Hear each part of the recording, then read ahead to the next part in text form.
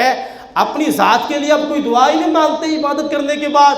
Be be Fatima الزہرا رضی اللہ تعالیٰ عنہ نے ارشاد فرمایا، اے میرے بیٹا پہلے پروس پھر اپنا گھر، پہلے پروس پھر اپنا گھر۔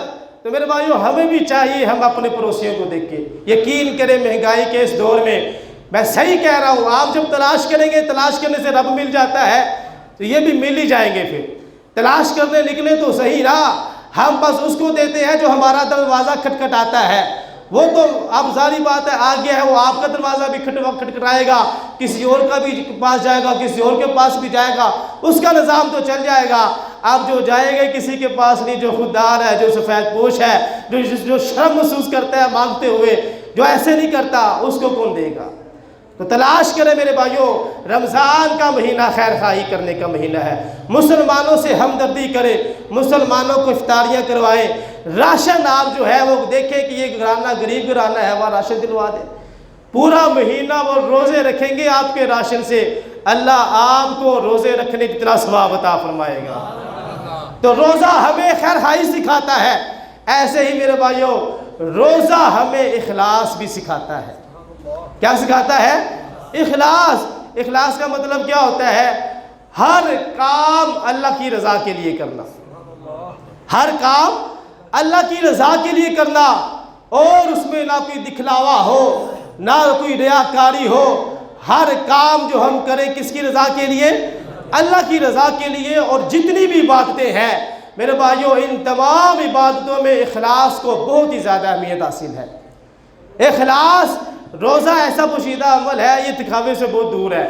ایک بندہ آپ کو دیکھے گا، اس کو کیسے پتہ چلے گا کہ آپ کا روزہ ہے؟ یہ دکھاوے سے بہت دور ہے۔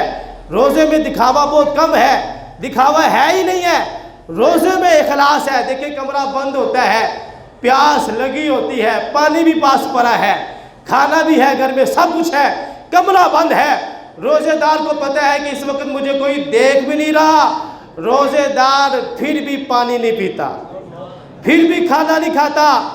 اس کا اخلاص ہی اس قدر زیادہ ہوتا ہے، اس کو پتہ ہوتا ہے کہ جس کے لیے میں نے روزہ رکھا ہے وہ مجھے دیکھ رہا ہے، جس کے لیے میں نے روزہ رکھا ہے وہ مجھے دیکھ رہا ہے، میرا رب مجھے دیکھ رہا ہے۔ روزہ جو ہے میرے بھائیوں ہمیں اخلاص سکھاتا ہے۔ اور یقین کریں جن کے پاس اخلاص کی دولت نہیں نا ہے، جو لوگوں کو دکھانے کے لیے عبادت کرتے ہیں، حدیث پاک میں آتا ہے، ترمذی شریف کی حدیث پاک ہے، پیارے آقا صلی اللہ علیہ وسلم نے ارشاد فرمایا، قیامت والے دن اللہ رب العزت لوگوں کو جمع فرمائے گا، جمع فرمانے کے بعد ایک اعلان کرنے والا اعلان کرے گا کہ وہ لوگ جو دنیا میں لوگوں کو دکھانے کے لیے نیک کام کرتے تھے، جاؤ جا کے ان سے جا کے ثواب لو جا کے۔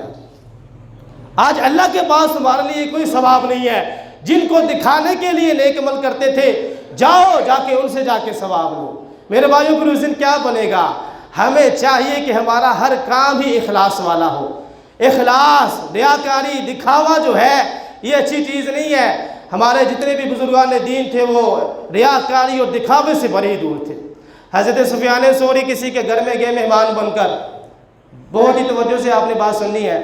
حضرت سفیان ثوری اللہ کے ولی ہے، کسی کے گھر میں مہمان بن کر گئے، اب اس نے میزبانی کرنی تھی، دعوت کرنی تھی، کھانا پیش کرنا تھا۔ اس نے اپنے خادم کو کہا، حضرت سفیان ثوری کے سامنے اپنے خادم کو کہا کہ وہ جو میں دوسری مرتبہ حج کرنے گیا تھا نا، دوسری مرتبہ جب میں حج کرنے گیا تھا وہاں سے جو برتن لے کر آیا تھا ان برتنوں میں کھانا لے کر آنا۔ کیا کہا؟ دوسری مرتبہ جب میں حج کرنے گیا تھا اور وہاں سے جو میں برتن لے کر آیا تھا نا ان برتنوں میں کھانا لے کر آنا۔ حضرت سفیان ثوری نے اس کا ایک جملہ سنا۔ حضرت سفیان ثوری اللہ والے تھے، انہوں نے فرمایا، او ندان، تم نے ایک جملہ کہہ کے اپنے 2 حجوں کو ضائع فرما دیا ہے۔ ایک جملہ کہا، 2 حج ضائع کر دیے ہیں۔ کیا ضرورت تھی بتانے کی، دکھلاوا کرنے کی کیا ضرورت تھی؟ وہ جو میں دوسری مرتبہ حج کرنے گیا تھا وہاں سے برتن لے کر آیا تھا، ان برتنوں میں کھانا دینا، فرمایا تم نے ایک جملہ کہہ کے 2 حجوں کو ضائع کر دیا ہے۔ تو میرے بھائیوں ہمیں بھی کوشش کرنی چاہیے، ہم عبادت کر لیں تو اس کو چھپا کے رکھیں، نیکی کریں تو اس کو چھپا کے رکھیں۔ میرے بھائیوں روزہ ہمیں اخلاص سکھاتا ہے، اس لیے تو بابا بلے شاہ نے فرمایا ہے نا، چل بلیا چل اوتھے چلیے جتھے سارے نے، ہو سکتا ہے اب آپ کو یہ شعر سمجھ آ جائے. چل بولیا چل اوتھے چلیے جتھے سارے انے نہ کوئی ساڈی ذات پچھانے نہ کوئی سنوں والے. اوتھے وہاں جائے ہم جہاں کوئی دیکھے نہ کہ میں عبادت کر رہا ہوں, میں نماز پڑھ رہا ہوں, میں تلاوت کر رہا ہوں. فقیروں کا اخلاص کیسا ہوتا تھا میرے بھائیوں. چل بولیا چل اوتھے چلیے. اور بابا فرید تو فرماتے ہیں اٹھ فریدا ستیا, اٹھ فریدا ستیا چارو دے مسیت. ذرا بلند آواز سے کہیں سبحان اللہ. اٹھ فریدا ستیا چارو دے مسیت, تو ستا رب جاگدا تی ڈاڈے نال فرید. اٹھ فریدا ستیا او میلا ویکھن جا, جے کوئی بخشیا مل جائی تے تو بھی بخشیا جا. یہ جو فقیروں کے کلام ہوتے ہیں یہ اخلاص سے بڑے ہوتے ہیں, دکھاوا اور ریاکاری نہیں ہوتی. میرے بھائیو اخلاص ہو تو سرکار کے گھرانے مولا علی مشکل کشا جیسا اخلاص ہو, بی بی فاطمہ الزہرا جیسا اخلاص ہو. ان کا اخلاص کیسا تھا آپ جھوم جائیں گے بات سن کر. ان کا اخلاص تو اتنا اعلیٰ تھا, ان کے اخلاص کی گواہی اللہ رب العالمین نے قرآن مجید میں عطا فرمائی ہے. ہوا کچھ اس طرح کہ امام حسن اور امام حسین بیمار ہو گئے. امام حسن اور امام حسین بیمار ہو گئے. حضرت بی بی سیدہ فاطمہ الزہرا نے اور مولا علی مشکل کشا نے منت مان لی, یا اللہ اگر میرے یہ دونوں بیٹے ٹھیک ہو گئے تو ہم 3 روزے رکھیں گے تیرے لیے. ہمیں بھی آپ کی سینے سے سبق حاصل کرتے ہوئے, بچے بیمار ہو گئے اس طرح کی منت مان لے یار. ہم اپنے بچوں کو اٹھاتے ہیں ہسپتالوں میں, ٹھیک ہے جائے علاج بھی کروائے, لیکن یہ حضرت علی کے نقش قدم پہ چلتے ہوئے روزوں کی منت بھی مان لیا کرے. حضرت علی نے بی بی فاطمہ الزہرا نے منت مان لی, یا اللہ ہمارے بچے ٹھیک ہو گئے تو ہم 3 دن روزہ رکھیں گے. اللہ پاک نے دونوں بچوں کو شفا عطا فرما دی. اب 3 دن روزے رکھنے تھے. مولا علی گئے ایک یہودی کے پاس, وہاں سے 3 سا جو لے کر آئے. روزانہ 1 سا جو ہے یہ پکانا تھا افطاری کے ٹائم. اب ہوا کیا, پہلے دن افطاری کے ٹائم بی بی فاطمہ الزہرا رضی اللہ تعالیٰ عنہ نے کھانا روٹیاں شوٹیاں پکا لی, سادن بنا لیا. دروازہ لوک ہوا, باہر سے آواز آتی ہے کہ میں مسکین ہوں, مجھے اللہ کے لیے کھانا کھلا دو. دیکھیں گھرانہ کیسا گھرانہ ہے, مولا علی کا گھرانہ ہے, بی بی فاطمہ الزہرا کا گھرانہ ہے. باہر سے صدا آتی ہے میں مسکین ہوں, میرے پاس کھانے کے لیے کچھ نہیں ہے, مجھے کھانا دے دو. یہ دونوں اپنا وہ کھانا اٹھاتے ہیں اس مسکین کو عطا فرما دیتے ہیں. پہلا روزہ رکھا افطاری کی پانی کے ساتھ. کس کے ساتھ؟ پانی کے ساتھ. آج ہم 20 قسم کے کھانے کھاتے ہیں پھر بھی ناشکری کرتے ہیں, پھر بھی ناشکری کرتے ہیں. 20 قسم کے کھانے کھانے کے بعد بھی ہم سے روزہ نہیں رکھا جاتا. بی بی فاطمہ الزہرا نے اور مولا علی نے پانی پی کے ہی افطاری کی, پھر پانی پی کے اگلے دن کا روزہ رکھ لیا.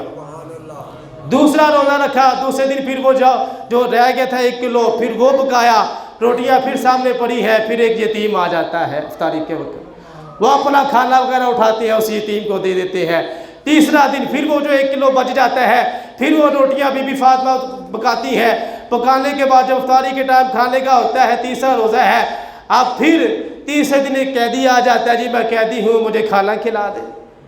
تینوں دن انہوں نے اپنا افطاری کا سامان مسکین کو, یتیم کو, قیدی کو کھلا دیا. اللہ پاک کو آپ کا یہ اخلاص اتنا پسند آیا, اتنا پسند آیا سرکار کے گھرانے کا یہ اخلاص. اللہ پاک نے قرآن مجید میں ارشاد فرمایا وَيُطْعِمُونَ الطَّعَامَ عَلَىٰ حُبِّهِ مِسْكِينًا وَيَتِيمًا وَأَسِيرًا.